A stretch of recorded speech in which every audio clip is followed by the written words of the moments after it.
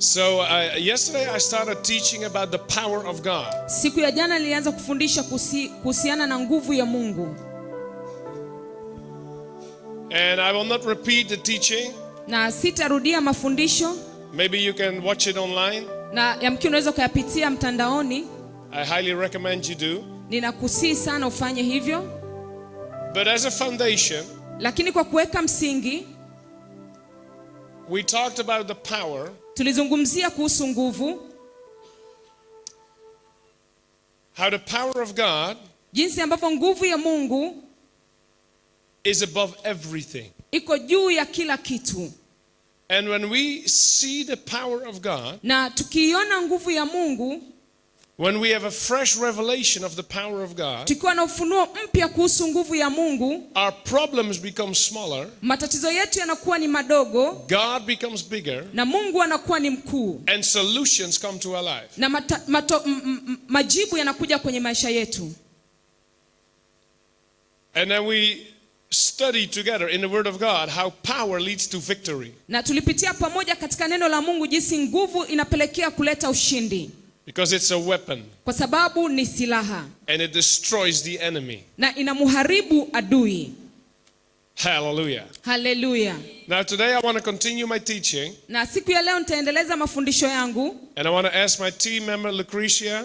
Na nataka kumuomba mmoja wa timu yangu to come and give a short testimony. Aje atoe ushuhuda mfupi. Of how the power of God changed her life. Jinsi ambavyo nguvu ya Mungu ilibadili maisha yake. To encourage you. Kukutia moyo. That the power of God will change your life today. Kwamba nguvu ya Mungu itabadilisha maisha yako leo. What did the power of God do in your life? Nguvu ya Mungu ilifanya nini kwenye maisha yako? Before I was living with God as a child, I got very, very angry spiritual dreams. They haunted me in my dreams. And when I get older, when I was young, wakati nilipokuwa mdogo, I get very spiritual, angry spiritual dreams. Nilikuwa na ndoto za hasira sana. And when I get older, when I was grown up, na nilipokuwa mkubwa, I got depressed. Nilikuwa na kama msongo wa mawazo. And they attacked my body. Na ilipelekea mwili wangu, I was ill. Nilikuwa mgonjwa. And the doctor couldn't help me. Na madaktari hawakuweza kunisaidia. I had all kind of fears. Nilikuwa na hofu za aina zote. Fear of darkness. Na nilikuwa nimejawa na giza. Fear of people. Kuogopa watu na kuogopa giza. And even fear of my own shadow. Lakini hata mimi mwenyewe kivuli changu nilikuwa nakiogopa. I thought nobody can help me. Na niliona hakuna ambaye anaweza kunisaidia. What is my life worth? Na maisha yangu sasa yana thamani gani? It's better that I'm dead. Ni bora tu nikifa. But then, lakini someone told me something. Mtu mmoja akaniambia kitu. There was a man. Kuna mwanaume Jesus. Ambaye ni Yesu. And he died on the cross.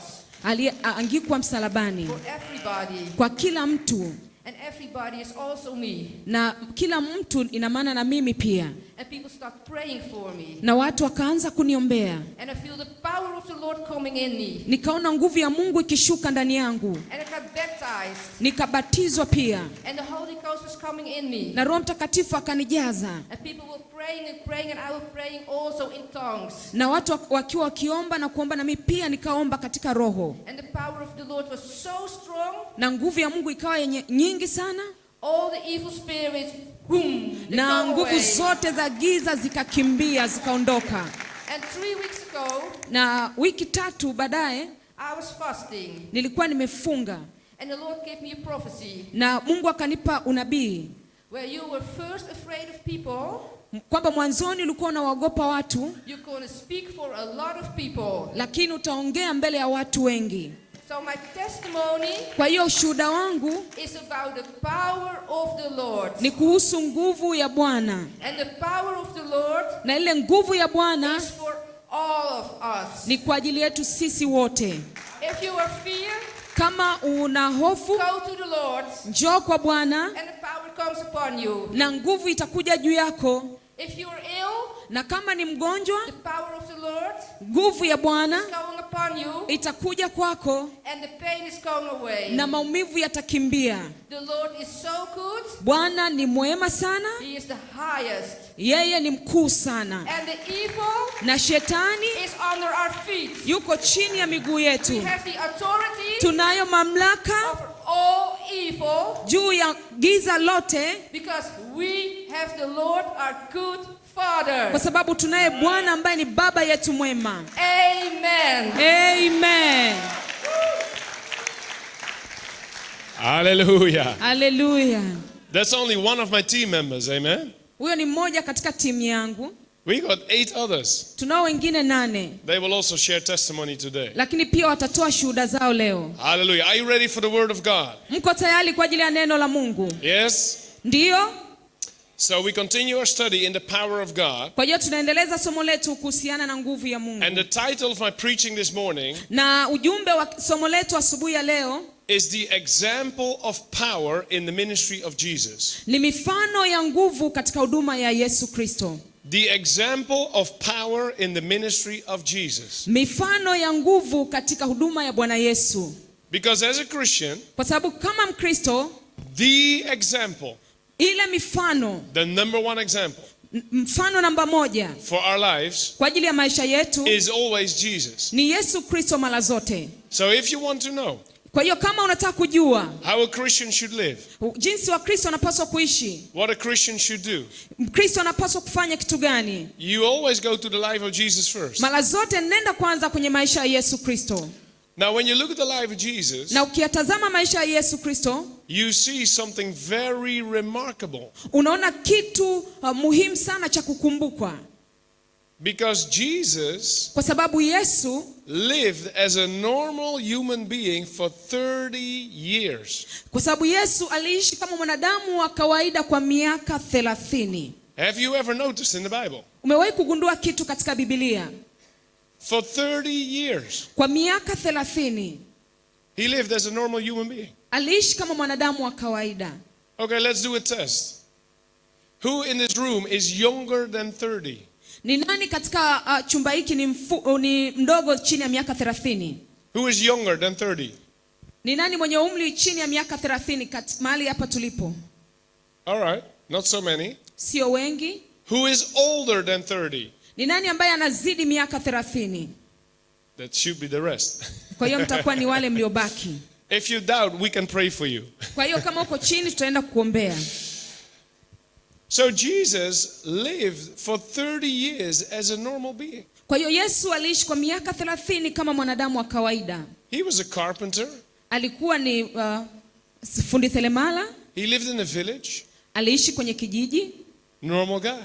Kijana wa kawaida. Then when he was around 30 years of age, Na alipofikia umri ule wa miaka 30, something special happened. kitu fulani maalum kikatokea. Jesus went to the Jordan River Yesu akaenda katika mto wa Yordani to be baptized by his cousin John the Baptist. kwenda kubatizwa na ndugu yake Yohana Mbatizaji. Now this is a remarkable moment Na huu ulikuwa ni wakati wa kukumbukwa. because Jesus was holy. Kwa sababu Yesu alikuwa mtakatifu. He never sinned. Hakuwahi tenda dhambi. But the baptism of John was the baptism of repentance. Na ubatizo wa Yohana ulikuwa ni ubatizo wa toba. People went to the Jordan River Watu waliuendea mto Yordani to wash away their sins ili kwenda kusafishwa dhambi zao in the water. kwenye maji. And Jesus went there, Na Yesu pia alienda pale, the Holy Son of God, mwana mtakatifu wa Mungu. and he said to John the Baptist, Na akamwambia Yohana Mbatizaji, "You need to baptize me." unahitaji kunibatiza mimi. And John said, "No. Na Yohana akasema, hapana, hapana. I'm not going to baptize you. Sitaenda kukubatiza. You baptize me Wewe ndio unapaswa kunibatiza mimi. because you are the Holy Son of God and I'm a human being." Kwa sababu wewe ni mtakatifu, mwana wa Mungu. And then Jesus said, Na Yesu akasema, "We have to fulfill the will of God. tunapaswa kutimiza haki ya Mungu. We have to obey." Tunapaswa kutii. Later on today, we will have a baptism pool here. Na leo pia baadaye tutakuwa na kisima cha kubatiza. And baptism is all about obedience. Na ubatizo inahusu jumla wote wa kuwa mtii. If you want to be a Christian, Kama unataka kuwa Mkristo, God says to you, Mungu anasema kwako, be baptized in water. Ubatizwe kwenye maji. First of all, it's about obedience. Ni amri ya kwanza kuhusu utii. So Jesus told John, we have to obey God. Na Yesu akamwambia Yohana tunapaswa kumtii Mungu. Then they went into the water. Na wakaendea maji. John baptized Jesus. Yohana akambatiza Yesu. And when he came up, na alipotoka kwenye maji, something happened. Kitu kikatokea. What happened? Kilitokea kitu gani? The heavens opened up. Zile mbingu zikafunguka. The Father spoke a word of identity and encouragement.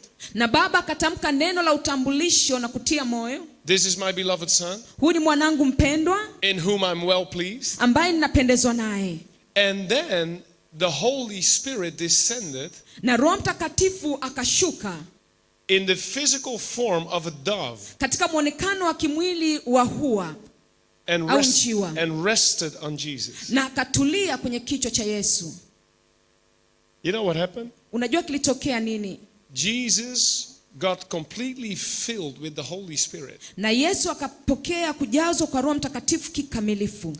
Before this happened, kabla hiki hakijatokea, Jesus was the carpenter from Nazareth. Yesu alikuwa fundi seremala toka Nazareti. After this happened, baada ya hiki kutokea, Jesus became the Messiah. Yesu akawa Mesia, mpakwa mafuta. The Christ. Kristo. The anointed one. Mpakwa mafuta. I've written a whole book about this topic. Nimesoma haya yote kwenye kitabu. Nimeandika kitabu kuhusiana na haya yote. And so everything changed. Na baada ya kila kitu kubadilika, in that moment. Kila kitu kilibadilika muda ule. Because the Holy Spirit started to lead Jesus in every step. Kwa sababu Roho Mtakatifu alianza kumuongoza Yesu Kristo katika kila hatua. Turn with me to Luke 4. Nenda pamoja nami katika Luka 4. Luke 4 and verse 14. Luka 4 mstari wa 14. Luke 4:14. Luka 4:14. The example of Jesus' power in ministry. Mifano ya nguvu za Yesu Kristo katika huduma. So what happens in Luke 3, I just told you. The Holy Spirit came upon Jesus. Kilichotokea kwenye Luka sura ya 3 nimekufundisha, Roho Mtakatifu alikuja juu ya Yesu Kristo. As soon as he was baptized with the Holy Spirit, mara baada tu ya kubatizwa na Roho Mtakatifu, he was led into the desert. Alipelekwa kule nyikani to have a confrontation with the devil. Kwenda kuwa na upinzani na shetani. Who wants to be anointed in this room? Nani anataka kuwa na upako wa kubatizwa ndani ya nyumba hii? Who wants to have more anointing? Nani anataka kuwa na upako mwingi katikati yetu? You have to be ready to have a confrontation with the devil if you want to be more anointed. Kwa jiandae kuwa na upinzani na shetani kama unataka kuwa na upako mwingi. That's the model of Jesus. Hiyo ndio namna ya Yesu Kristo. He was tempted in the desert for 40 days. Alijaribiwa nyikani kwa siku 40. But he came out victorious. Lakini alitoka kule na ushindi. And then we read this in verse 14. Na tunasoma hii katika mstari wa 14. Luke 4. Luka sura ya 4. It says Jesus returned in the power of the Holy Spirit. Anasema Yesu akarudi kwa nguvu za Roho Mtakatifu. Jesus returned in the power of the Holy Spirit. Yesu akarudi kwa nguvu za Roho Mtakatifu. And that's the moment everything changed. Na huo ndio wakati kila kitu kilibadilika. He never went back to be a carpenter. Hakurudi tena kuwa fundi seremala. Instead, he started to preach the word of God. Na baada ya hapo alianza kuhubiri neno la Mungu. He started to heal the sick. Akaanza kuponya wagonjwa. He started to cast out demons. Akaanza kukemea na kutoa pepo. In fact, his power was so great. Kwa hakika nguvu yake ilikuwa ni kubwa. Sometimes Jesus only stepped from the boat. Mara nyingine Yesu aliingia kwenye mtumbwi. And his feet touched the land. Alitoka kwenye mtumbwi na miguu yake kagusa ardhi. And thousands of demons started to scream. Na mapepo mengi maelfu yakaanza kudhihirika. That's power. Hiyo ni nguvu. That's power. Hiyo ni nguvu. Yesterday in the conference, kongamano la siku ya jana, I stepped from the stage. Nilitoka pale madhabahuni. And a lady started to manifest a demon. Na dada mmoja mapepo yakaanza kudhihirika kwake. That's power. Hiyo ni nguvu. That's power. Hiyo ni nguvu. Jesus started to move in power. Yesu alianza kutembea katika nguvu. Before this moment, Kabla ya wakati huu, Jesus had no ministry. Yesu hakuwa na huduma kabisa. But after this moment, Lakini baada ya wakati huu, he had the biggest ministry ever. alikuwa na huduma kubwa haijawahi kutokea. Hallelujah. Haleluya. It says that many multitudes, plural, came to him. Inasema kundi kubwa la watu walimwendea. From every city there was a multitude coming Kutoka kila mji kundi kubwa la watu walimfuata. to listen to his teaching, Kusikiliza mafundisho yake. to be healed, Kuweza kuponywa. to be delivered. Kuweza kufunguliwa. Do you realize Unaweza kutambua hilo? that Jesus only ministered for 3 years? Kwamba Yesu Kristo alihudumu kwa miaka 3 tu. Because he was crucified when he was around 33. Kwa sababu alisulubiwa akiwa na miaka 33. The Bible says he started his ministry when he was around 30. Na Biblia inasema alianza huduma yake akiwa na miaka 30. One man with the power of God Mwanaume mmoja akiwa na nguvu ya Mungu can change the whole world anaweza kubadilisha ulimwengu wote in just 3 years. kwa miaka 3 tu. Hallelujah. Hallelujah. That's the power of God. Hiyo ni nguvu ya Mungu. When there's power Kukiwa na nguvu in the spirit, katika roho, the multitudes will come. maelfu ya watu watakuja. When there's power in the spirit, Kukiwa na nguvu katika ulimwengu wa roho, salvation will flow. wokovu utatembea. When there's power in the spirit, Kukiwa na nguvu katika roho, healing will flow. uponyaji utatembea. Deliverance will flow. Kufunguliwa kutembea.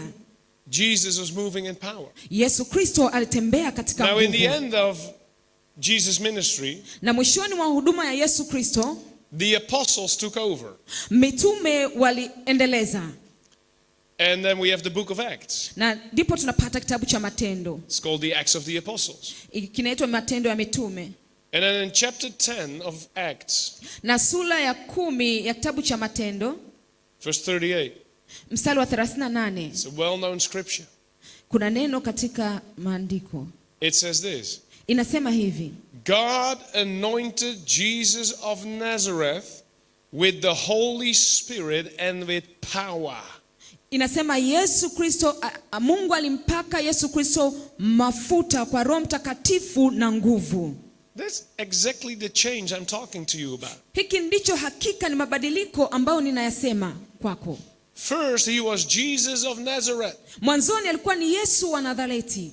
Do you do this in Tanzania? Huwa tunafanya hivyo hapa Tanzania. In the Netherlands, Kule Netherlands, many people have a last name watu wengi wana jina la mwisho that is connected to the village where they came from. ambalo linahusianishwa na kijiji wanakotoka. For example, Stephen. Kwa mfano Steve, His last name is Van Bennekom. jina lake la mwisho ni Van Bennekom. That means from Bennekom. Hiyo inamaanisha anatokea Bennekom. Bennekom is a place, a village. Bennekom ni eneo ambacho ni kijiji. That's how they did it in Jesus' time. Ndivyo walivyofanya kwa Yesu Kristo wakati ule. Because Jesus was a name that many people had in Israel. Kwa sababu Yesu Kristo alikuwa ni jina watu wengi walikuwa nalo Israeli. What is the most popular name in Tanzania for a man? Jina lipi Tanzania ambao ni maarufu kwa wanaume? Tutaje lolote. What is the most common name for a man in Tanzania? Jina maalum la wanaume. Musa. Musa. Musa. So Jesus' name was Musa. Kwa hiyo Yesu jina lake aliitwa Musa, A very normal name. ambao ni jina la kawaida. And so to discern between one Musa and the other Musa, Kwa hiyo ili kutambua kati ya Musa mwingine na mwingine, between one Jesus and another Jesus, kati ya Yesu mwingine na Yesu mwingine, they would say, oh, this is the Jesus from Nazareth. wangesema kwamba huyu ni Yesu anayetokea Nazareti, Small village, ambao ni kijiji kidogo, poor village, kijiji maskini unimportant village. na ambacho hakina umuhimu. But this Jesus Lakini huyu Yesu was anointed alipakwa mafuta with the Holy Spirit na Roho Mtakatifu and with power. na nguvu, And with power. pamoja na nguvu. Now the Bible never uses words in vain. Amen. The Bible never uses words in vain. Na Biblia huwa haitumii neno bure. Halitumii neno bure. When the Bible says he was anointed with the Holy Spirit Pale Biblia inasema alikuwa amepakwa mafuta na Roho Mtakatifu and with power, na nguvu. this is important. Hii ni ya muhimu. Jesus had a power anointing. Kwa hiyo Yesu Kristo alikuwa amepakwa mafuta na nguvu. This anointing was at his disposal. Kuna upako ulikuwa juu yake. It was a power that he could use Na ilikuwa ni nguvu ambayo alipaswa kuitumia to do the mighty works that he did. ili kufanya matendo makuu kila siku. Now, what did Jesus do with this power? Kwa Yesu Kristo alifanya nini na hii nguvu? It says he went about doing good and healing all who were oppressed by the devil. Anasema alienda huku na kule akifanya mema na kuwaponya wote walioonewa na shetani. So for 3 years, Kwa hiyo kwa miaka 3 Jesus was going around. Yesu Kristo alikuwa akitembea huku na kule. He went about Alienda huku na kule doing all the good that he could do. Akifanya yaliyo mema ambayo aliweza kuyafanya. Healing and delivering. Akiponya na kuwafungua. You know, we are so used to the Bible Unajua huwa kuna vitu tunatumia katika Biblia that very often we don't see the strange things in the Bible. na mara nyingine hatuoni vitu muhimu ambavyo vina nguvu katika Biblia. Because if you look at Jesus' life, Kwa sababu ukitazama maisha ya Yesu, he was walking the whole time. alikuwa akitembea wakati wote. He went from Jerusalem Alienda Yerusalemu, to Capernaum, akaenda to Kapernaum the other side of the lake, na upande mwingine wa ziwa, back to Jerusalem, akarudi tena Yerusalemu, to Jericho, akaenda Yeriko, to Samaria. akaenda Samaria. He was going around the whole time. Alikuwa akitembea wakati wote huku na kule. He was very active. Alikuwa yuko active, ana nguvu. He was not lazy. Hakuwa mvivu. He was walking, Alikuwa akitembea, moving. akitembea akienda. You know, many ministries today, Unajua huduma nyingi siku ya leo when they become successful, wakipata mafanikio what do? wanafanya nini? They build a big building Wanajenga jengo kubwa in one place. katika eneo moja. And they tell all the people, Na wanawaambia watu wote, come to me, njoni kwangu, come to us. njoni kwetu. Jesus didn't do this. Yesu hakufanya hivyo. Jesus was going, Yesu alitembea, going, alitembea, going, alitembea, going. alitembea. I believe that's a kingdom principle. Na naamini hiyo ni kanuni ya kifalme. Many times, Mara nyingi when powerful ministries wakati huduma zenye nguvu get trapped in a building, zikinaswa katika jengo, they lose their cutting edge. They lose their cutting edge. zinapoteza makali. That's free of charge, extra revelation, okay? Hiyo ni ya bure, mafunuo mengine. Jesus was moving Yesu alikuwa in akitembea power. katika nguvu. Why was Jesus moving in power?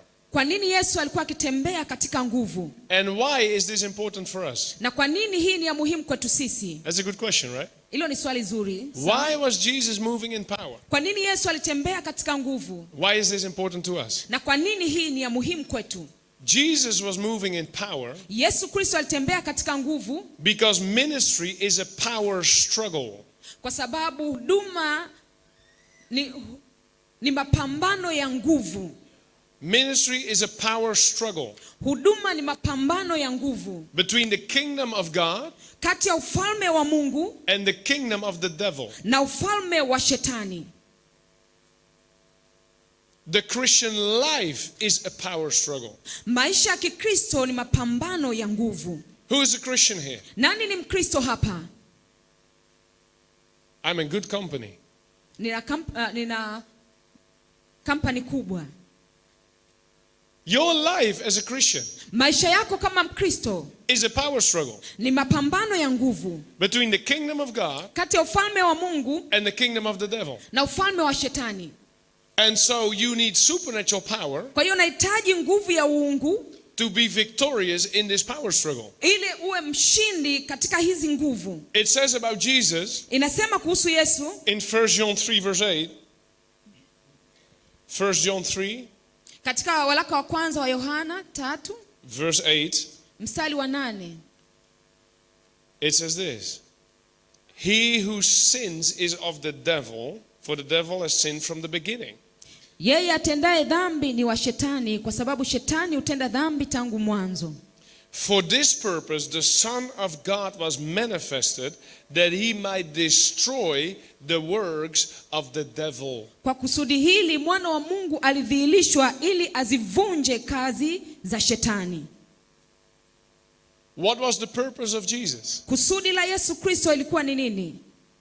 There are different things, Kuna mambo tofauti, but here we find one of them. lakini hii tunayoipata ni mojawapo. The purpose for Jesus' life and ministry Moja ya kusudi la Yesu Kristo katika huduma was to destroy the works of the devil. ni kuziharibu kazi za shetani. For this purpose, Kwa kusudi hili the Son of God was manifested, mwana wa Mungu alidhihirishwa that he might destroy ili aziharibu the works of the devil. zile kazi za shetani.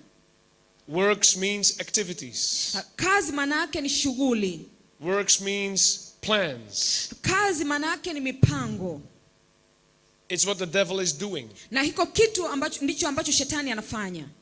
A son of God will destroy these works. Na mwana wa Mungu ataziharibu hizi kazi. Now let me remind you. Ngoja nikukumbushe. You are a son of God. Wewe pia ni mwana wa Mungu. Also the ladies in the house. Hata wadada ndani ya nyumba. According to the Bible, you're a son of God. Wewe ni mwana wa Mungu kwa mujibu wa Biblia. Men are the bride of Christ. Wanaume ni bibi harusi wa Kristo. And women are the sons of God. Na wanawake ni wana kwa maana ya kiume wa Mungu. Hallelujah. Amen. We are sons of God. Sisi ni wana wa Mungu. We are manifested in the world Tumedhihirishwa katika ulimwengu to destroy the works of the devil. tuziharibu kazi za shetani. To destroy the works of the devil. Tuziharibu kazi za shetani. What is the devil doing the whole day? Shetani anafanya nini siku zote? Binding people, Kuwafunga watu, enslaving people, kuwafanya watu watumwa, weakening people, kuwafanya watu wawe dhaifu, infecting people with sicknesses, kuwaathiri watu na magonjwa, hurting people with pains and diseases. kuwaumiza watu na maumivu na magonjwa. That's what the devil is doing the whole day. Ndicho ambacho shetani anafanya kila siku. The Bible says he's the murderer from the beginning. Biblia inasema yeye ni muuaji tangu mwanzo. But here we are, Lakini sisi tupo Christians. Wakristo. We are here Tuko hapa to destroy kuziharibu the works kazi of the devil. za shetani. Hallelujah. Hallelujah. Somebody say hallelujah. Mtu mmoja sema hallelujah. Say with me. Sema pamoja na mimi. Say, I am here Niko hapa as a son of God kama mwana wa Mungu to destroy kuziharibu the works of the devil. kazi za shetani. That's my purpose. Hilo ndio kusudi langu. That's my calling. Huo ndio wito wangu. Hallelujah. Hallelujah. So that's why Jesus came. Kwa hiyo ndivyo sababu Yesu alikuja. And to enable Jesus to do that, Na kumwezesha Yesu kufanya hivyo, God anointed him Mungu alimpaka mafuta with power. na nguvu. With power. Na nguvu. You need power. Nguvu ya kipekee. When you have an encounter with the devil, Ukikutana na shetani, it's not a time for boxing. sio muda wa kupiga wa kurusha ngumi. Forget it. Sahau hicho. Forget it. Sahau hicho. It's not time for karate, judo, jiu-jitsu. Sio muda wa karate, judo, jitsu. When you encounter the devil, Ukikutana na shetani, it's time for the power of God. ni muda wa nguvu ya Mungu. That's the only thing Na hiko ndicho kitu that can pekee destroy the power of the devil. ambacho kitaharibu kazi za shetani. Is the power of God. Ni nguvu ya Mungu. Now when you look at Jesus' life, Ukiangalia maisha ya Yesu, we can see 5 things tunaweza kuona mambo matano that the power of God ambayo nguvu ya Mungu did through Jesus. ilifanya kupitia Yesu Kristo. Do you want to know these 5 things? Unataka kufahamu mambo haya matano? Who wants to know? Nani anataka kuyafahamu?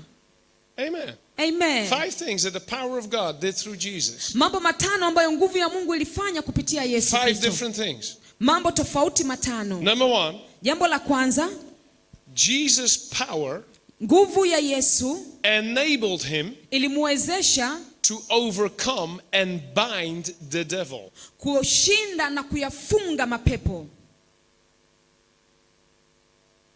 Jesus' power Nguvu ya Yesu enabled him ilimwezesha to overcome kushinda and bind the devil. na kuyafunga mapepo. Yesterday we had a lady who was manifesting. Siku ya jana tulikuwa na dada ambaye alikuwa akidhihirika mapepo, She had a demon akiwa na mapepo, and she tried to bite me. na alijaribu kunikamata. And so that was my first time I experienced it. Na hii ilikuwa ni mara ya kwanza kukutana na hali hiyo. I thought, oh, Nikasema I am on the menu today. niko kwenye mlo siku ya leo. I am dinner. Mimi ndio chakula cha jioni. And so the local team, Na watu wangu they took a scarf wakachukua scarf, and they tried to bind the lady wakaanza kumfunga yule binti. so she couldn't eat me. Kwa hiyo hakuweza kunishambulia. Hallelujah. Haleluya. You know, when you have an enemy Unajua ukiwa na adui and you can overpower this enemy na unaweza ukamshinda huyu adui and you can bind him, na unaweza ukamfunga, you are safe. wewe uko salama. You're in a good place. Unakuwa kwenye eneo You see? salama. The first thing that a police officer does Amen. when a police officer comes to a crime scene, Okay, kitu cha kwanza ambacho askari anafika kwenye eneo la tukio, what is the first thing they try to do with the criminal? ni kitu kipi cha kwanza wanachofanya kwa mtuhumiwa? Handcuff him. Ni kumfunga kwanza yeye. In other words, bind him. Kwa maana nyingine kumfunga. And so let's go to the Word of God. Kwa hiyo turudi katika neno la Mungu. Turn with me to Luke 11. Fungua nami Luka 11. Luke 11. Luka 11. And we start at verse 17. Verse 17. Luka 11:17.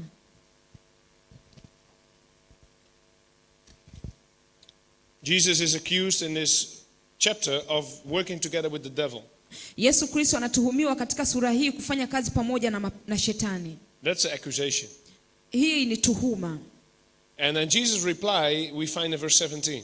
Na tunaona Yesu akijibu ule mstari wa 17. It says, he knowing their thoughts said to them, every kingdom divided against itself is brought to desolation, and a house divided against a house falls. Anasema naye akajua mawazo yao akawaambia, kila ufalme uliofitinika wenyewe kwa wenyewe hufanyika ukiwa, na nyumba juu ya nyumba huanguka. Verse 18. Mstari wa 18. If Satan is divided against himself, how will his kingdom stand? Because you say, I cast out demons by Beelzebub. Basi ikiwa shetani naye amefitinika juu ya nafsi yake, ufalme wake utasimamaje? Kwa kuwa ninyi mnasema kwamba mimi natoa pepo kwa Beelzebuli. And if I cast out demons by Beelzebub, by whom do your sons cast them out? Therefore they will be your judges. Basi kama mimi nikitoa pepo kwa Beelzebuli, wana wenu je, huwatoa kwa nani? Kwa sababu hiyo nao ndio watakao wahukumu. So in simple words, Kwa hiyo katika maneno rahisi, Jesus says, Yesu alisema, you are talking nonsense. unaongea upuuzi. Because if the devil is divided against himself, Kama shetani akigawanyika yeye mwenyewe, his kingdom will collapse. ufalme wake utaanguka. And now he's going to explain how he has his victories. Lakini anaelezea sasa ni jinsi gani amekuwa na ushindi. Verse 20. Mstari wa 20. If I cast out demons with the finger of God, surely the kingdom of God has come upon you. Lakini ikiwa mimi natoa pepo kwa kidole cha Mungu, basi ufalme wa Mungu umekwisha kuajilia. So Jesus says, I am not part of the kingdom of the devil. Kwa hiyo akasema, mimi sio upande wa ufalme wa giza. I am part of a different kingdom. Mimi ni upande wa ufalme wa Mungu. The word kingdom Neno ufalme means lina maana the area where a king dominates. eneo ambalo mfalme anatawala. Kingdom. Mfalme, eneo. The area where a king dominates. Eneo ambalo mfalme analitawala au kulimiliki. Jesus says, I belong to a different kingdom. Yesu Kristo akasema napatikana katika ufalme huu. There's another king who dominates. Amen. Then verse 21, Mstari wa 21, he's going to give us the secret. anatupatia siri. He's going to give us the secret. Anatupatia siri hii. He says, when a strong man, fully armed, guards his own palace, his goods are in peace. But when a stronger man than he comes upon him and overcomes him, he takes from him all his armor in which he trusted and divides his spoils. Anasema mtu mwenye nguvu aliyejifunga silaha zake alindapo nyumba yake, vitu vyake vi salama. Lakini mtu mwenye nguvu kuliko yeye atakapomwendea na kumshinda, amnyang'anya silaha zake zote alizokuwa akizitegemea na kuyagawanya mateka yake. So Jesus says there are two kingdoms. Kwa hiyo Yesu alifafanua kuna falme mbili. And there are two strong men fighting. Na kuna wanaume wenye nguvu wawili wakipambana. But Jesus says the stronger man, na Yesu anasema mwanaume mwenye nguvu zaidi, overcomes the other man, anamshinda mwingine, binds him, akimfunga, and then starts to take all the furniture in his house. na anaanza kuchukua vitu vyake vyote katika nyumba yake. What is he saying? Anasema nini? Jesus is saying, Yesu anamaanisha Satan is a strong man Shetani ni mwanaume mwenye nguvu who has a house, ambaye ana nyumba yake, a palace. ana ufalme wake, ikulu yake. And in this palace Na katika ikulu yake are all the unbelievers, na kuna wale wasioamini, are all the sicknesses, kuna yale magonjwa, are all the addictions, kuna vilevi vyote, are all the curses. na laana zote, There's all the poverty. na umaskini vile vile. The people are suffering in this palace Watu wanahangaika na kutabika katika ufalme because they are under the rulership of this evil strong man.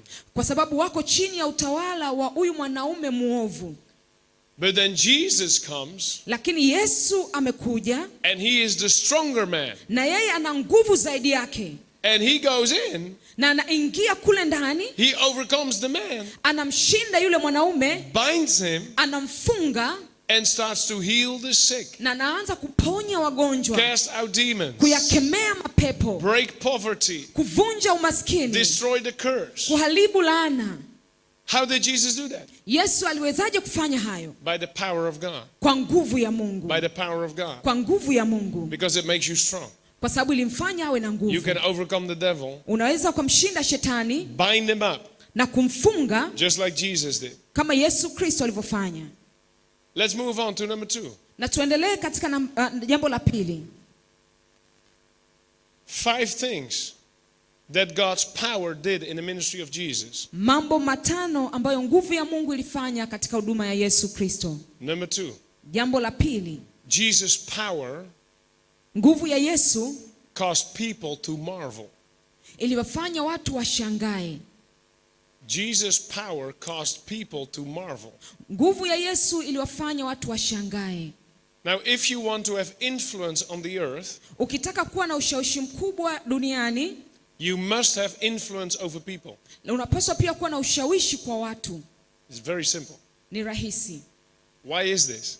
Kwa nini iko hivi? Because people are the battlefield. Kwa sababu watu ndio uwanja wa vita. People are the battlefield.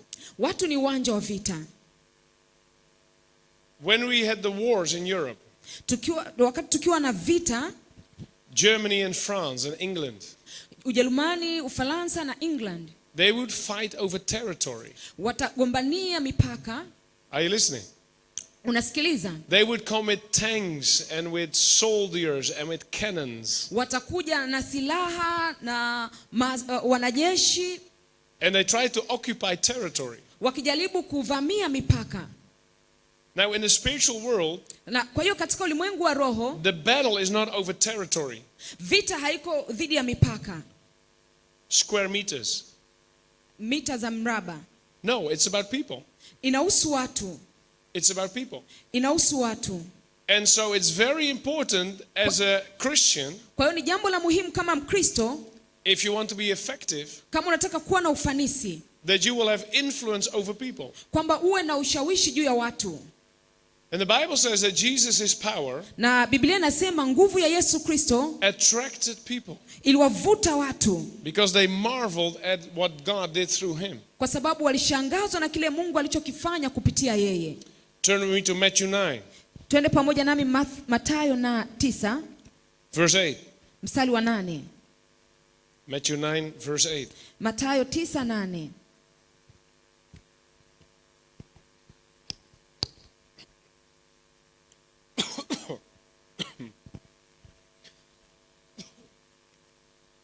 It says, when the multitude saw it, they marveled and glorified God, who had given such power to man.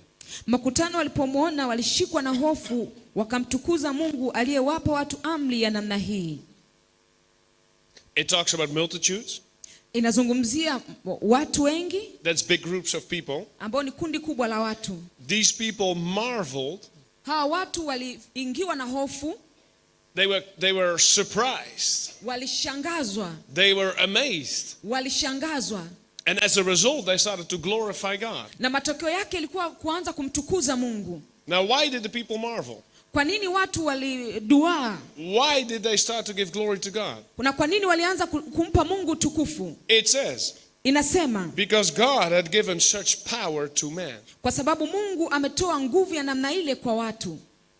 Are you seeing this? Unakiona hiki?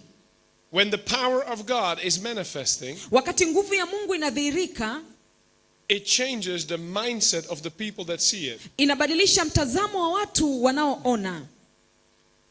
We have many testimonies around the world of Muslims coming to Jesus Christ. Tunazo shuhuda nyingi duniani kwa jinsi ambavyo watoto wa mama mdogo wanakuja kwa Yesu Kristo. And very often this is because they see the power of God in healing or deliverance. Na mara nyingi ni kwa sababu wanavyoona nguvu ya Mungu ikifanya kazi na kuwaponya na kufungua. And then they marvel. Na kwa hiyo wanashangaa au wanashikwa na hofu. Like, wow! Wow! Wow! Jesus is not just a prophet. Kwa hiyo kumbe Yesu sio nabii tu. Because he healed my child. Kwa sababu amemponya mwanangu. He did a miracle. Amefanya muujiza. Jesus is the Son of God. Yesu ni mwana wa Mungu. And they start to glorify God. Na wanaanza kumtukuza Mungu. You see? Unaona? That's what the power of God does. Hivyo ndivyo nguvu ya Mungu inafanya. It gives a marvel to the people. Inawafanya watu waduae, wapatwe hofu, washangae. Let's move on. Number 3, what the power of God did in the ministry of Jesus. Tuendelee na jambo la 3 ambacho nguvu ya Mungu ilifanya katika huduma ya Yesu Kristo. The power of God, nguvu ya Mungu, number 3, jambo la 3, filled the words of Jesus with authority. Iliyajaza maneno ya Kristo Yesu na mamlaka. The power of God filled the word of Jesus with authority. Nguvu ya Mungu iliyajaza maneno ya Yesu Kristo na mamlaka. When Jesus spoke words, wakati Yesu anatamka neno, they had atomic power. Kulikuwa na nguvu ya atomiki. They shifted things. Ilibadilisha vitu. They changed things. Ilibadilisha vitu. Even many unbelievers, hata wale wengi wasioamini, they agree with us. Wanakubaliana na sisi. They say the Sermon on the Mount, wanasema kuna mafundisho ya mlimani, is the highest teaching any human has ever given.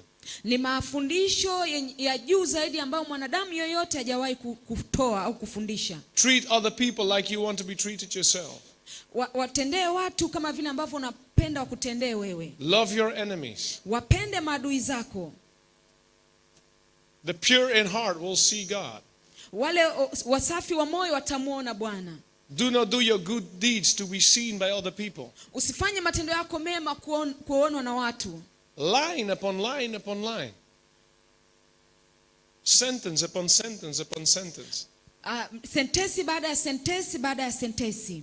Is pure revelation. Ni mafunuo halisi. Jesus' words were dipped in power. Yesu alitembea katika nguvu. In Luke 4, katika Luka 4, verse 36, mstari wa 36, it says this. Anasema hivi. They were all amazed and spoke among themselves, saying, "What a word is this? For with authority and power he commands the unclean spirits and they come out." Mshangao ukawashika wote wakasemezana wakisema, neno gani hili? Awaamuru pepo wachafu kwa uwezo na nguvu, nao hutoka. When Jesus finished preaching, wakati Yesu amemaliza kuhubiri, one of his first sermons, moja ya mahubiri yake, the people were like, "What?" Watu wakasema, "What?" They were amazed. Walishangaa. They were undone. Walikuwa wanashangaa. They said, "We have never heard this." Kwamba hatujawahi kuona hiki. Because he was not preaching like a Pharisee. Kwa sababu alikuwa hahubiri kama Mafarisayo. He was preaching as God Alikuwa akihubiri kama Mungu, with words of power, mwenye maneno ya nguvu, words of authority. maneno ya mamlaka. And when Jesus said something, Na wakati Yesu aliposema kitu, it really happened. kilitokea kiuhalisia. When Jesus said to a demon, Na wakati Yesu aliyakemea mapepo come out, kwamba yatoke, the demon came out. mapepo yalitoka. It says in the Bible, Inasema katika he Biblia, commanded the demons to flee with one word. aliamuru mapepo yakatoka kwa neno moja. That's power in your words. Hiyo ni nguvu katika maneno. That's power in your words. Hiyo ni nguvu katika maneno. Let me tell you, Ngoja nikwambie, when you grow in power ukikua katika nguvu as a Christian, kama Mkristo, you will see that there's increased power in your words. utaona kuna nguvu inaongezeka katika maneno yako. There's increased power in your words. Kuna nguvu inaongezeka katika maneno yako. This is so important. Hii ni ya muhimu sana, Because the kingdom of God is voice activated. kwa sababu ufalme wa Mungu unachochewa na sauti. What you speak is what you get. Kile unachokitamka ndicho unachopata. That's why God is so angry at complaining and murmuring. Ndio maana Mungu huwa anapata hasira kwa watu wanaolalamika na kunungunika. Because it's words, it's speaking words that bring the opposite of blessing. Kwa sababu ni kutamka maneno kinaweza kuleta kinyume cha baraka. When a Christian speaks negatively, Lakini Wakristo utamka maneno hasi. there is an open gate for the devil to do bad things. Kwa hiyo kuna mlango wa shetani kufanya mambo mabaya, Because our words have authority. kwa sababu maneno yetu yana mamlaka. Jesus had the power of God. Yesu alikuwa na nguvu ya Mungu, And this power expressed in his words. na nguvu yake ilifunuliwa katika maneno. I want to stress this point a little bit more. Nataka kukazia sentensi hii mara nyingine tena, Because I observe that many Christians, kwa sababu nimegundua Wakristo wengi they think that the power of God is primarily for healing and deliverance. wanafahamu ya kwamba nguvu ya Mungu ni kipaumbele kwa ajili ya uponyaji na kufunguliwa. But I've discovered in the Bible this is not true. Lakini nimegundua katika Biblia hii sio kweli. The primarily focus of the power of God is to empower your words. Jambo la kwanza kabisa ambayo unapaswa kuwa kwenye nguvu ya Mungu ni kuyawezesha maneno yako kuwa na nguvu. I'll give you one example. Nitakupatia mfano mmoja. Jesus said to the disciples, Yesu aliwaambia wanafunzi wake, stay in Jerusalem kaeni Yerusalemu until you are endued with power from on high. mpaka mjazwe na kuvikwa uweza kutoka juu. Remember? Unakumbuka? So they waited 10 days in Jerusalem. Kwa hiyo walisubiria siku 10 Yerusalemu. And then on the day of Pentecost, Na ile siku ya Pentecost, the power of God came down. na nguvu ya Mungu ilishuka chini. Now let me ask you a question. Ngoja nikuulize kitu. What was the first manifestation of this power? Kitu kipi cha kwanza kilidhihirishwa na nguvu hii? Was it healing? Ilikuwa ni uponyaji? No. Hapana. In Acts 2, we read nothing about healing. Katika Matendo 2 hatusomi chochote kuhusu uponyaji. Was it deliverance? Ilikuwa ni kufunguliwa? No.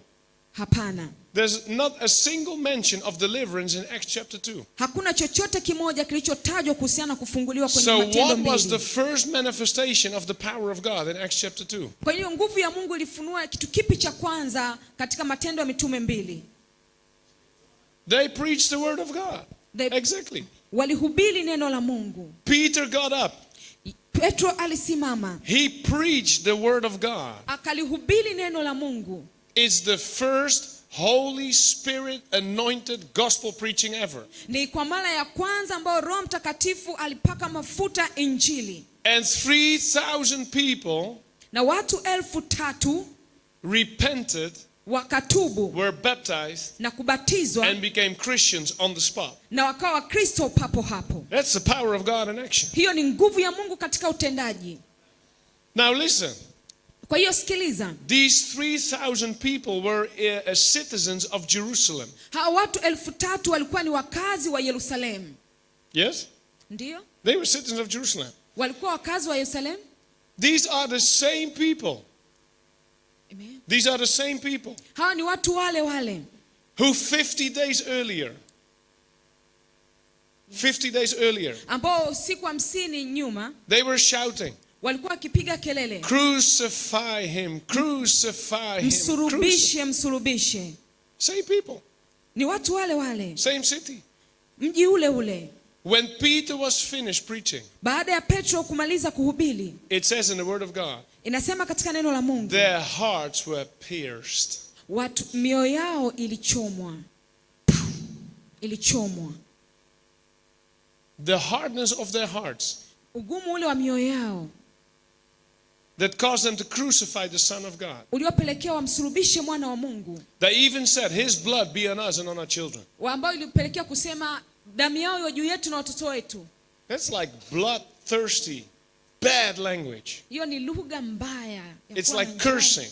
Ni kama laana. His blood be on us and on our children. Damu yake iwe juu yetu na watoto wetu. These same people, Ni watu wale wale. their hearts were pierced. Mioyo yao ilichomwa. They repented of their sins. Walitubu dhambi zao. They were baptized in water. Wakabatizwa kwenye maji. And they became the first church. Na wakawa kanisa la kwanza. Hallelujah. Hallelujah.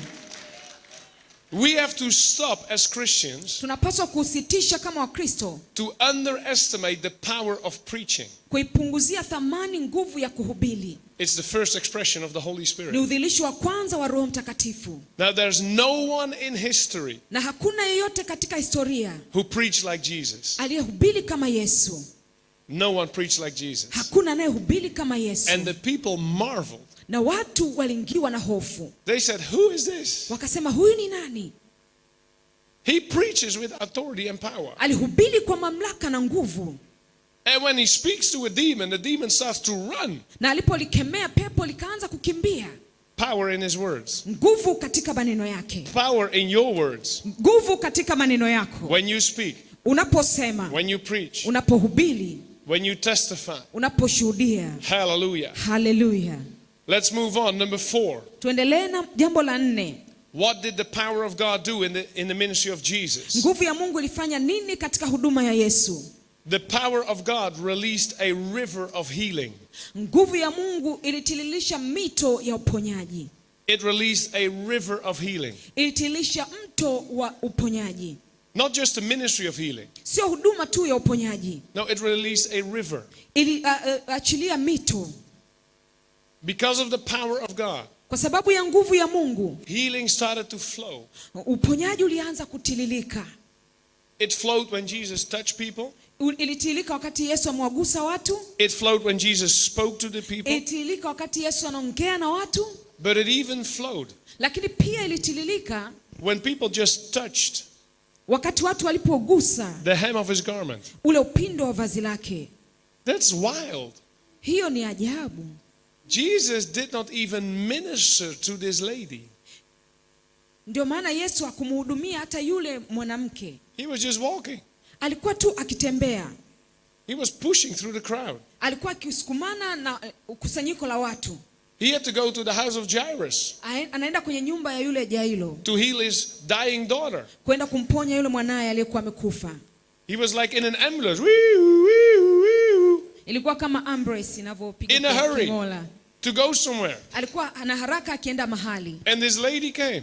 Na yule dada akaja. She had faith to be healed. Alikuwa na imani ya She kuponywa. touched Jesus. Alimgusa Yesu. What does the Bible say? Biblia inasema nini? Power went out of him. Nguvu ilimtoka.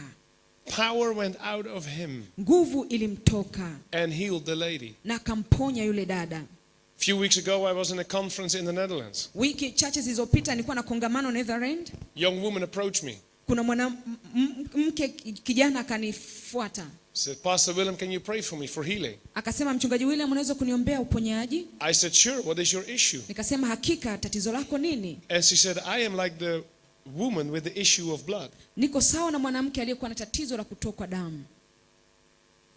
I lose a lot of blood when I have my period. Napoteza damu nyingi wakati wa mzunguko wa mwezi. And it doesn't take 3 days or 5 days or a week. Haichukui siku 3, 5 au wiki. It takes weeks. inachukua wiki nyingi. So multiple weeks every month I'm losing a lot of blood. Kwa hiyo wiki nyingi kila mwezi napoteza damu nyingi. Can you pray for me? Unaweza kuniombea?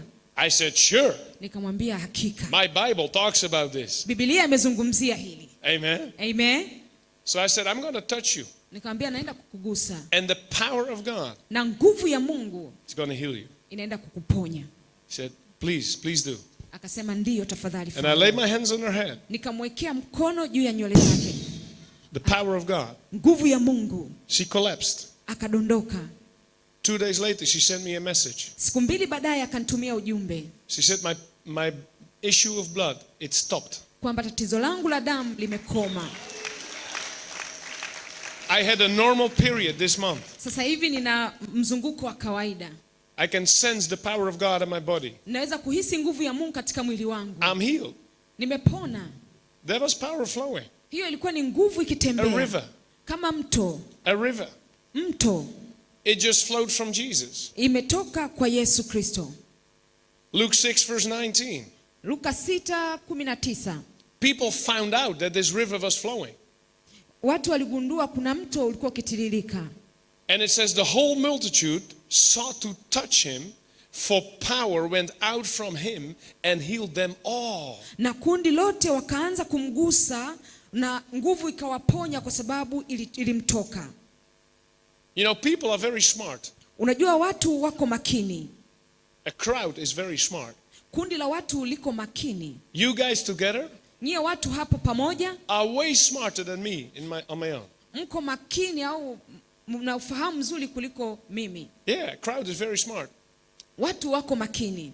And so when the crowd found out Na wakati kundi limeanza that this kugundua river of healing was flowing from Jesus, kwamba kuna mito ya uponyaji inatiririka kutoka kwa Yesu, they started coming. wakaanza kuja. 1, 2, 3, Wa kwanza, wa pili, 10, wa tatu, 20, 30, 40, 50, 50, 100, 100, 250, 500, 250, pushing wakisukumana to touch Jesus ili kumgusa Yesu, because the river was flowing. kwa sababu mto ulikuwa And it ukitiririka. says in the Bible, Na inasema katika Biblia, the crowd sought to touch him kundi likaanza kumgusa because power went out from him kwa sababu nguvu nyingi ilimtoka and healed them all. na ikawaponya wote. Healed them all. Ikawaponya wote.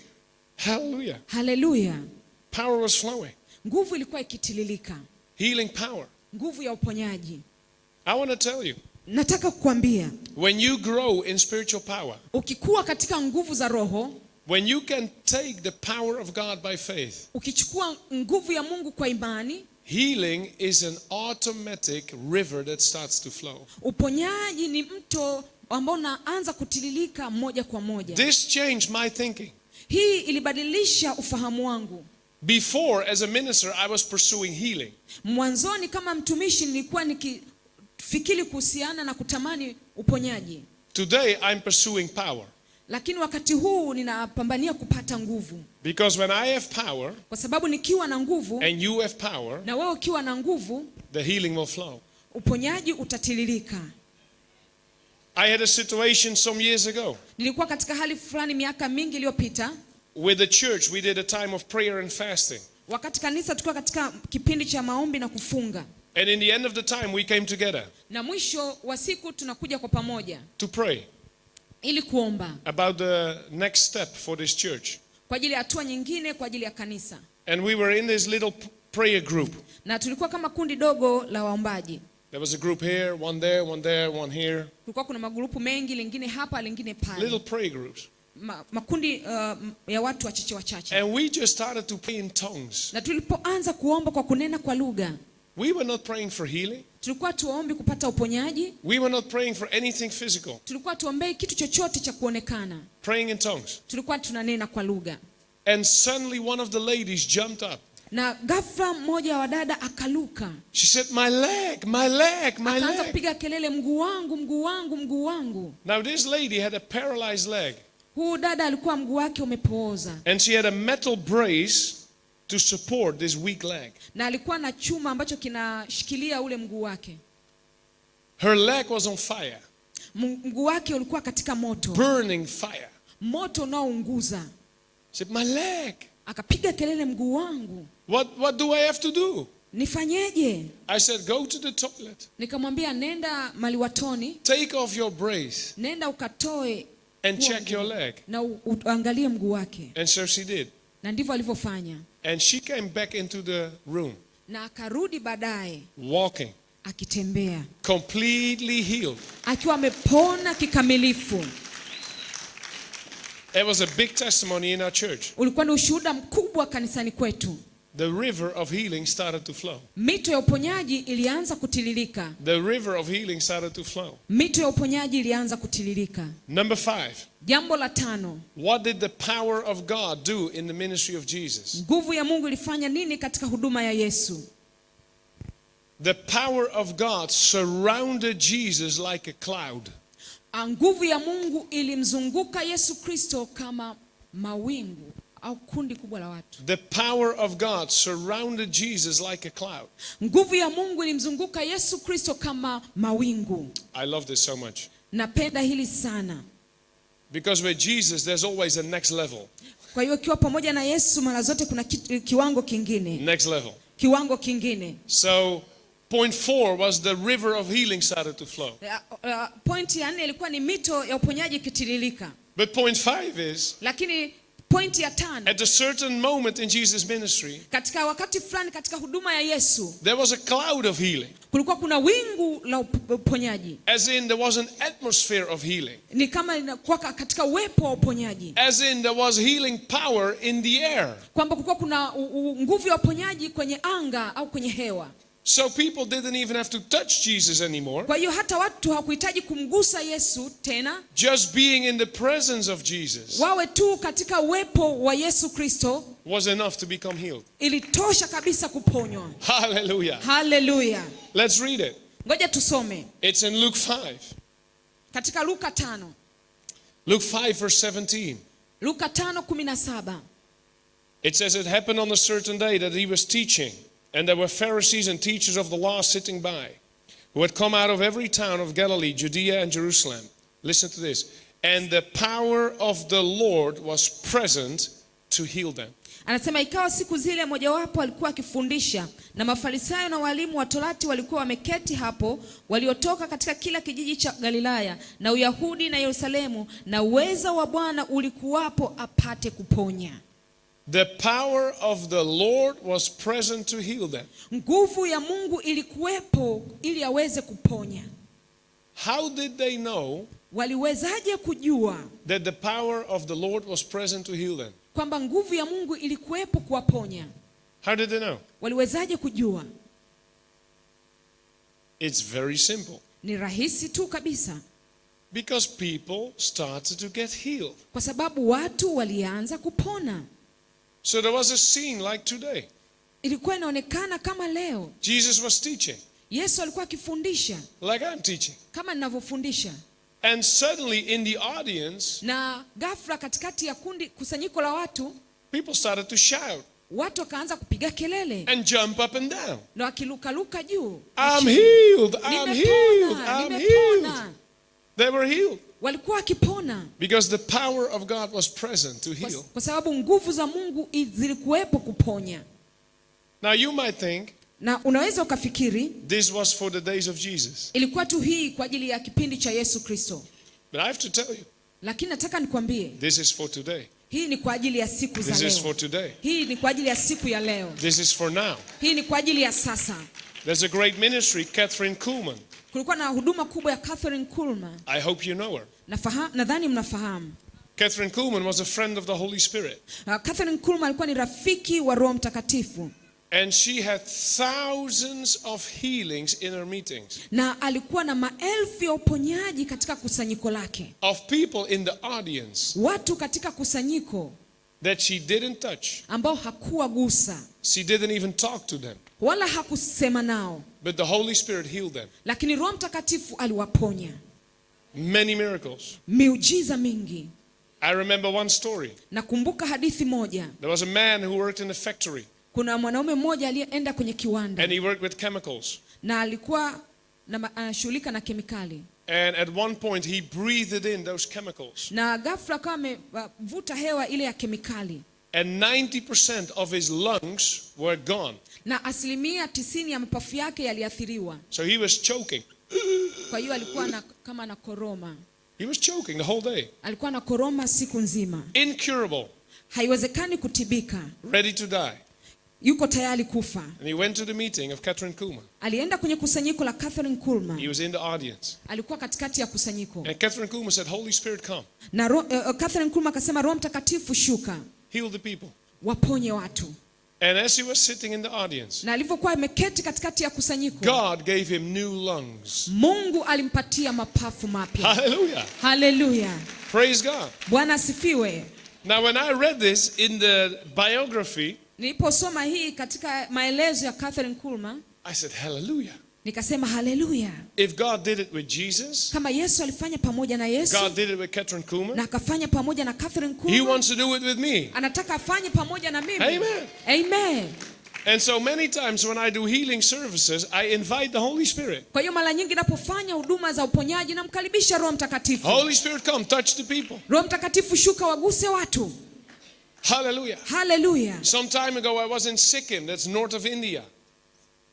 I was in Sikkim, that's an area in the north of India. Nilikuwa kwenye eneo fulani kule kaskazini mwa India. And I invited the Holy Spirit. Na nikamkaribisha Roho Mtakatifu. Come and touch and heal the people. Njoo uguse na waponye watu. And there was a line of people who were healed. Kulikuwa kuna mstari wa watu waliopona. Not just one, Sio mmoja tu, not two, wala wawili, more than 10. lakini zaidi ya 10. And 2 ladies testified. Na wadada wawili wakatoa ushuhuda. They had a tumor in their body. Walikuwa na vimbe katika miili yao. One had a tumor in the head, Mmoja alikuwa na uvimbe kichwani, and the other one had a tumor in the womb. mwingine katika tumbo la uzazi. And when we invited the Holy Spirit, Na tulipomkaribisha Roho Mtakatifu, He removed the tumor. aliondoa zile vimbe. Hallelujah. Hallelujah. The lady said, she was in the worship team. Dada alisema alikuwa katikati ya kundi la waimba sifa. She said, I could feel the pressure on my eye Kwamba naweza kuhisi mgandamizo katika jicho langu. because this tumor was in my brain. Kwa sababu ule uvimbe ulikuwa ndani ya ubongo. Now it's gone. Na sasa imeondoka. Hallelujah. Hallelujah. Hallelujah. Hallelujah. Praise God. Bwana asifiwe. So I want us to use the revelation that we have received this morning. Kwa hiyo nataka tutumie mafunuo tuliyoyapitia asubuhi ya leo. We're going to put it to work. Amen. Tunayaweka kwenye matendo. Amen. We're going to do something with this revelation. Tunaenda kufanya kitu na ufunuo. Amen. So I ask you to stand. Kwa hiyo ni kuombe usimame. And I want us to have a moment of God's power. Na nataka tuwe na muda wa mtembeo wa nguvu ya Mungu. I declare this is a moment of God's power. Natangaza huu ni muda wa nguvu ya Mungu. Everything is possible Kila kitu kinawezekana in this moment. katika wakati huu. Because the power of God is high above Kwa sababu nguvu ya Mungu iko juu sana, any other thing. juu ya kitu chochote. It's a moment of God's power. Ni muda wa nguvu ya Mungu.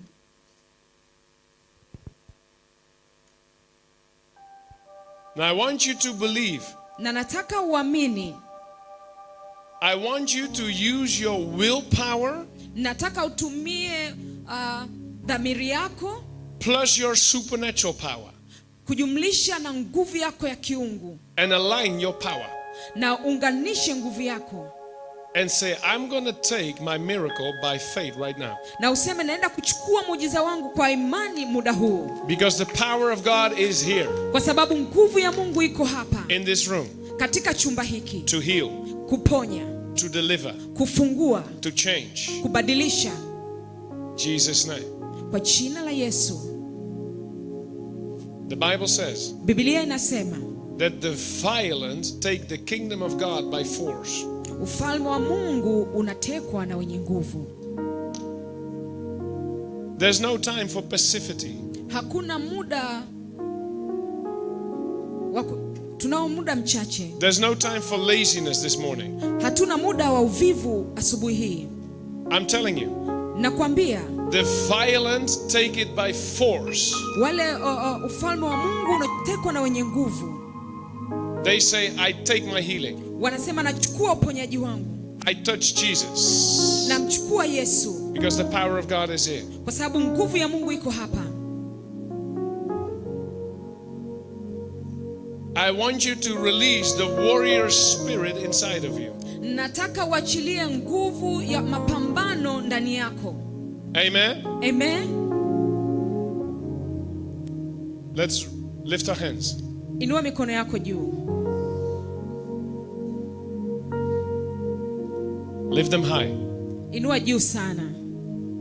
You're going to touch Jesus. Unaenda kumgusa Yesu. Touch Jesus. Mguse Yesu. Touch him right now. Mguse muda huu. There's power in the air. Kuna nguvu katika anga.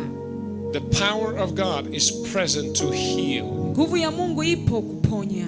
The power of God is present to deliver. Nguvu ya Mungu ipo kufungua. The power of God is present to do miracles. Nguvu ya Mungu ipo kufanya miujiza. And I command every voice of doubt to be quiet right now. Na iamuru kila sauti ya hofu kuwa kimya saizi. I command every voice that says you have already tried this. Na amuru kila sauti inasema nimeshajaribu kufanya hiki. I tell this voice, shut up right now. Na iamuru hii sauti inyamaze kuanzia muda huu. Every fear and doubt be destroyed in the name of Jesus right Kila hofu na mashaka yaharibiwe kwa jina la Yesu. Remostaki romosenta karamasente. We choose faith right now. Tunachagua imani muda huu. The power of God is present to heal. Nguvu ya Mungu ipo kuponya. In this room, Katika chumba hiki I declare over every particle of air ninatangaza kwa kila chembe chembe ya hali ya hewa the power of God. nguvu ya Mungu. Breathe in and breathe out the power of God. Vuta hewa na kutoa hewa.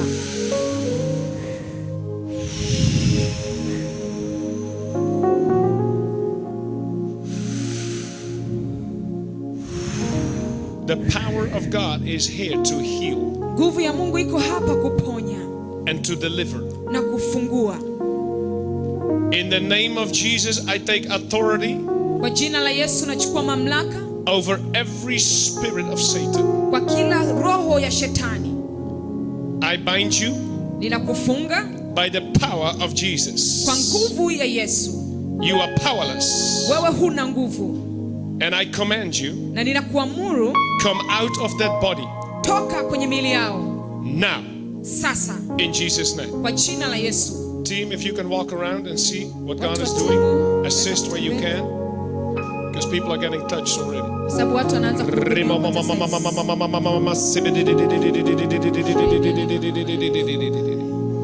In the name of Jesus, kwa jina la Yesu. Satan, I bind you Shetani ninakufunga and I command you, na ninakuamuru come out now. toka sasa hivi. Every spirit of sickness Kila roho ya magonjwa and weakness, na udhaifu come out now. toka sasa. Every spirit of pain, Kila roho ya maumivu, infection, udhaifu, injury, majeraha, addiction, uraibu, sexual immorality, roho za uzinzi I command you, come out now. na kuamuru ondoka sasa. Loosen that person. Mwachie huyo mtu. Holy Spirit, Roho Mtakatifu, move with power. tembea katika nguvu. Move with power. Tembea na nguvu. Supernatural healing Uponyaji wa kiungu in every body. katika kila mwili. Tinkomrana sakamrana karalamanda la baralamanda. Lebrondo sakindara la baralamanda. In the name of Jesus. Kwa jina la Yesu. In the name of Kwa Jesus. jina la Yesu. Touch Jesus. Guse Yesu. Touch Jesus. Guse Yesu. Touch Jesus. Guse Yesu. Healing power is flowing Nguvu ya uponyaji inatembea. all across this room. Watu wote walioko ndani ya chumba hiki. Touch it. Guse. Grab it. Ikamate. Take it. Ichukue. Jina la Yesu.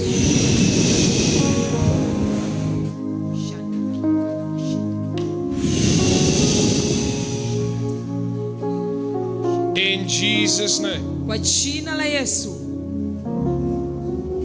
Check your body because some of you are already healed. Kagua mwili wako sababu wengine wenu mmeshapona. It's already done. Imeshakuwa. It's already finished. Imeshakwisha. Hallelujah. Hallelujah. Hallelujah. Hallelujah. Hallelujah. Hallelujah. Hallelujah. Hallelujah. It's happening. Imetokea. It's happening. Inatokea. Thank you, Lord. Asante Bwana. Thank you, Lord. Asante Bwana. Deeper Holy Spirit. Asante Roho Mtakatifu. Deeper Holy Spirit. Asante Roho Mtakatifu. Deeper Holy Spirit. Roho Mtakatifu. Do a mighty work. Fanya kazi yako kuu. Increase. Maongezeko. Increase. Maongezeko. Increase. Maongezeko. Increase. Maongezeko. Rebababa sakurna mananananananas.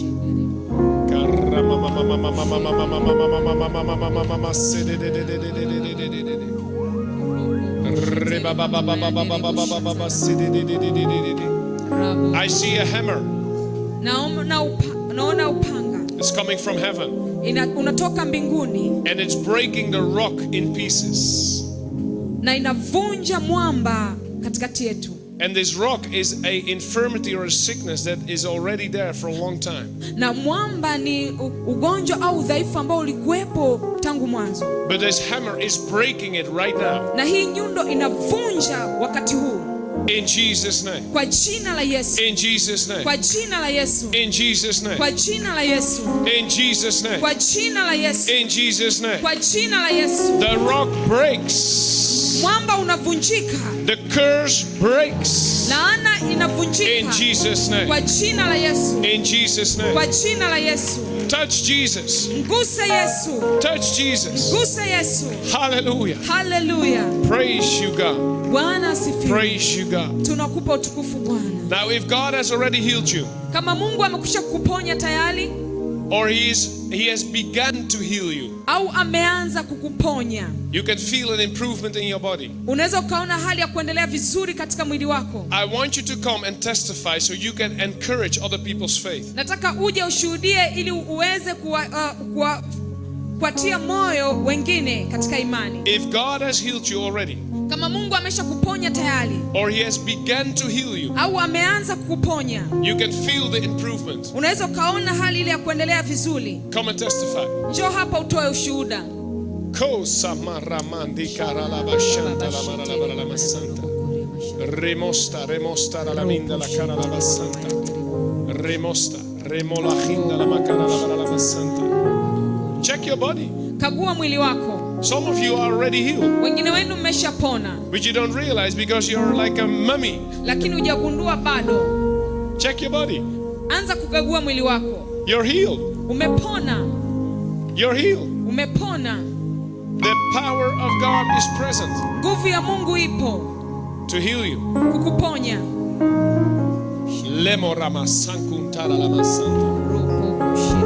Rema mamasa. Kimbrono sabara la vera yambra la. Thank you, Jesus. Asante Yesu. Thank you, Jesus. Asante Yesu.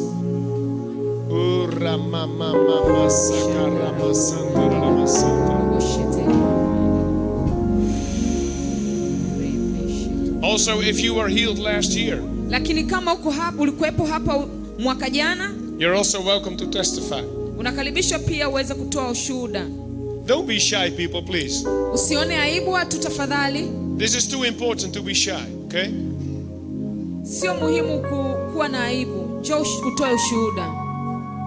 It's time to glorify the Lord. Ni muda wa kumpa Mungu utukufu. Hallelujah. Hallelujah. Thank you, Jesus. Asante Yesu. Who is healed of a headache right now? Nani amepona maumivu ya kichwa muda huu? Who is this? Nani huyu? Are you healed? Umepona? What is happening? Nini kimetokea? Nilikuwa na maumivu makali sana ya kichwa, She had a severe pain of the head. lakini namshukuru Mungu, baada ya maombi haya nimepona kabisa. But she thanked God after this prayer. Namshukuru Mungu sana. She thanked God so much. Hallelujah. Hallelujah. Check your body. Kagua mwili wako. Come, what is Jesus doing? Yesu amefanya nini? Njoo. Bwana asifiwe. Praise God. Mimi nataka nisimulie matendo makuu ya Mungu. I want to testify the greater deeds of God. Amen. Nilipata ajali kama miaka 3. I got an accident like 2 years back, lakini nilivunjika hii kiuno. but my wrist had a problem. Sasa na pamoja miaka 3 kwenye maombi ya jana, Even though of 3 years, but in yesterday's prayer, nikasikia nguvu ya uponyaji, maana nilikuwa nikitembea nasikia ile mifupa bado zinajisaga. I felt the power of healing because when I was walking I used to feel like that bones are crushing together. Lakini mtumishi wa Bwana alivyoniombea jana, But the man of God prayed for me yesterday. saa ile nilisikia nati inafunga. Instantly I felt Hallelujah. that is tightening. Glory to Sasa hivi Jesus. niko mzima. Till now I am okay. Hallelujah. Hallelujah. Praise God. Hallelujah. Na Praise nina God. ushuhuda mwingine And tena. I have another testimony. Nilikuwa na vita kwenye uzao wangu. I had a battle in my Nilikuwa na child. binti yangu. I had my daughter, Nadhani kama mliona binti aliyesumbua sana jana. the one who made a lot of trouble yesterday, the lady. Yule binti alishikwa na mizimu ya ukoo. That lady was She tried to attacked. eat me. Yes. Yes. Priska. God bless you. Na She was wakampa baptized. jana jina. Yeah. Welcome Priska. Priska, Hey. Joe, tafadhali. Wow. Hallelujah. Bless God. Hallelujah. Hallelujah. Kwa hiyo mizimu hii alivyofaulu kwenda kidato cha 3, She was attacked with ancestral spirit when he was passed to go ikampoteza shuleni in secondary school. na alifaulu ana division 1. She got lost at secondary school and she was passed with division 1. Akienda shule aoni shule darasa. When she goes to school, she don't see. Lakini siku nilipoendelea kumsihi Bwana, But I continue to pray to God. Mungu alimrudisha huyu mtoto. God returned this lady back. Nikashanga Bwana tena jana amesimama kutoa ile roho. And I see yesterday God stand to take out that Na siku spirit. ya jana Hallelujah. alipokea ubatizo. And yesterday she was baptized. Yaani nilisema hapa mpaka kieleweke. I said I should persist with this one until Na I see the Come on. results. sasa kwa sababu yupo ashuhudie mwenyewe. Jana tumeondoka hapa saa 3 usiku. Let her testify herself because yesterday Yep. we left at 9 Mpaka p.m. nafika kwangu saa 6 night. usiku. Until I reached to my home it was Kwa hiyo 12. apata kushuhudia Mungu matendo makuu. Hallelujah. Bwana Yesu asifiwe. Praise God. Kwa majina anaitwa Priska Gideon, My name is Priska Gideon. ni mtoto wa Pastor Penina. I am a child of Pastor Penina. Mimi nimekuwa nikisumbuliwa na mapepo na kuona mizimu baada ya kuingia form 1. I was attacked with ancestral spirit together with demons when I reached to form 1 secondary school. Nilipoingia form 1, yani nilianza kuona tu mauzauza, nikienda shule sioni.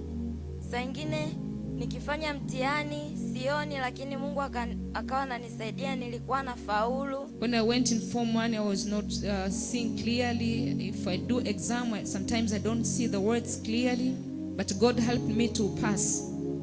Hallelujah. Come on.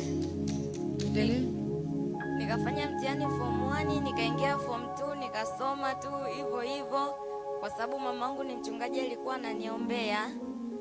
Na tulipofanya mtihani wa kidato cha pili kuingia cha 3, nilipata division 1 ya 10. So when she did a national exam for form 2, she passed with division 1. Baada ya kufanya mtihani nilifaulu, lakini kwa kuwa nilikuwa nasumbuliwa sana na mapepo nikasimamishwa shule. But because of the problems of demons, I was told to stop schooling first. Nimekaa nyumbani kuanzia ile mwezi wa 3 So I stayed home from the months of March mpaka saa hizi bado nipo nyumbani. till today, still at home. Na mama alivyoniambia kwamba alikuwa na Pastor Nathanaeli kwamba huku kuna kongamano. And my mom told me that there is a conference today and yesterday.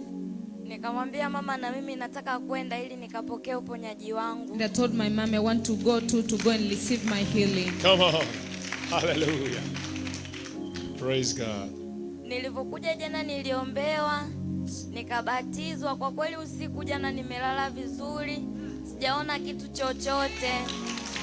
So yesterday I was prayed for and been baptized, and today night I slept well. I have never seen anything. Hallelujah. Praise God. Na asubuhi ya saa 11 kama kunataka hivi kupambazuka, nilisikia kama kichomi kwenye moyo. Nikasema najisikia vibaya sana. Nikiamka sitaenda kanisani, nitamwambia mama tu aniache nyumbani. But today in the morning at 5 a.m. I felt something touching my heart, and I like to feel some pain, and I decided I won't go to church today. I will tell my mom to leave me at home. Lakini wakati bado nipo kitandani, But when it's still at my bed, nilimwona mtumishi amekuja akaniwekea mkono na ile hali ikapotea kabisa. I saw the image of the man of God touching me, and that pain get Hallelujah. lost. Come on. Kwa hiyo Praise namshukuru sana Mungu kwa kunifanyia matendo makuu. So I thank God for doing to me a great work. Come on. Let's give him praise. Let's give him glory. Amen. Amen. Amen. Thank you so much. Asante sana. Awesome. Asante. Inapendeza. What did Jesus do for you? Bwana Yesu asifiwe. Praise God. Kwa majina naitwa Doris Patrick. My name is Doris Patrick. Kuanzia jana nilikuja kwenye kongamano. Since yesterday I came to the conference. Niliombewa. Na I was prayed changamoto for. sana ya macho. I had a challenge of eyes. Hata mtumishi alipokuwa anakaa huku mbele mimi naona mawingu. Yaani kanisa zima lilikuwa naona mawingu. In front here when I stay, I was looking, I used to see like a cloud. Nikaenda nyumbani hivyo hivyo naona mawingu. I went the same back at home, seeing cloud. Hapa asubuhi mtumishi alipoanza kuomba. Until I came this morning. Iguse sehemu ambayo unasikia maumivu. When the man of God was saying, touch the area where you see pains. Nikagusa macho. And I touched my eyes. Namshukuru Mungu sasa hivi naona watu kuanzia kule wakati nilikuwa naona I thank God now I can see clearly, Hallelujah. see people. Thank you, I thank Jesus. God. Namshukuru Mungu. Praise I thank God so much. Nilifikiri ni uzee ndio basi sioni. I thought it's because of old age, that's why I don't see. Lakini sasa hivi naona vizuri. But now I can see clearly. Hallelujah. Hallelujah. Praise be to God. Utukufu ni kwa Mungu. Praise be to God. Sifa kwa Mungu. Bwana Yesu asifiwe. Praise God.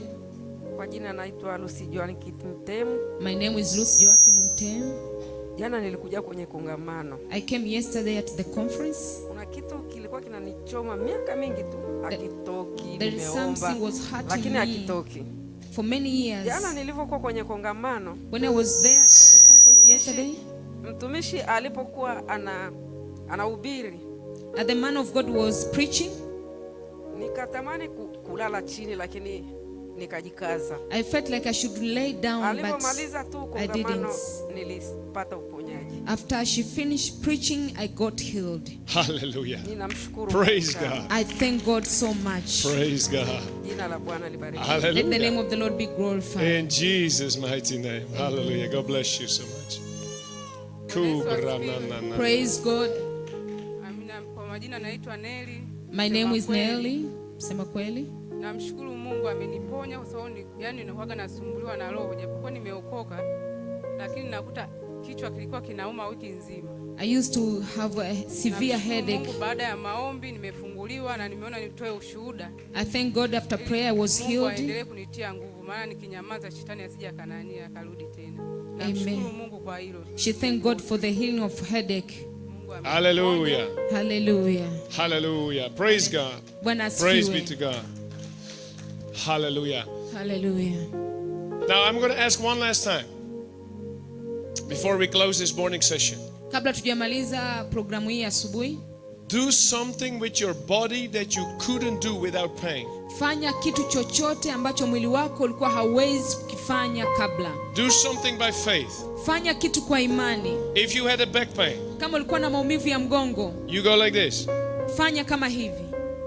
You start to move your back. Unajaribu kuchezesha mwili wako. If you had a headache, start to Kama shake ulikuwa your na head. maumivu ya kichwa, anza kutikisa kichwa. If you had a pain in your legs, start to move your legs. Kama ulikuwa na maumivu ya mguu, anza kuchezesha mguu. If you had pain in your stomach, Kama ulikuwa na maumivu kwenye tumbo, start to put pressure. anza kugandamiza. Check your healing. Kagua uponyaji wako. Because many people are healed already. Kwa sababu watu wengi wameshapona tayari.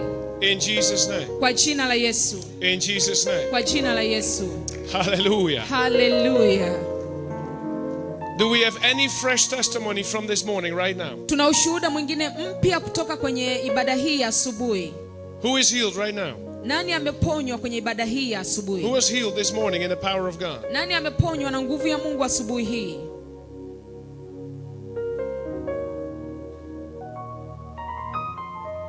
Yeah? Come, testify. Njoo utoe ushuhuda. Praise be to God. Utukufu uwe kwa Mungu. I believe there's more, but I believe you people are a bit shy. Hallelujah. Hallelujah. What did Jesus do? Yesu amekutendea nini? Praise God.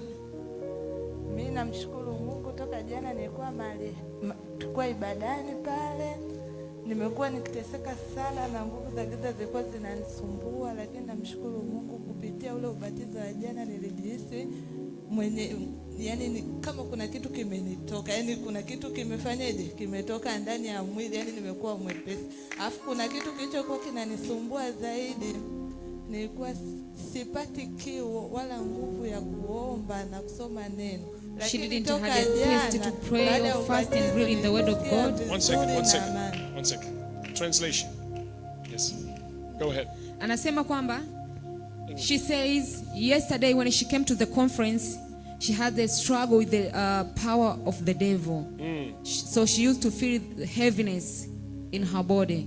But after yesterday prayer and baptism, she felt her body is light. Hallelujah. Praise be to God. Amen. And the second thing, she didn't have passion to read the word of God or to pray. But since yesterday now, she can read the word of God. Praise God. Praise God. Come on. Hallelujah. Hallelujah. Pia namshukuru Mungu, jana nilivyotoka ibadani nikaenda kazini usiku. Nimekesha usiku mzima. Nimekuja hapa nilivyofika nikaanza kusinzia, lakini nikamwomba Mungu anitie nguvu, usingizi ukakata. But she thanked God also yesterday. She went at work and overnight. So when she came this morning, she felt like asleep. But she prayed to God to help her not to sleep. And now she's okay. She's active.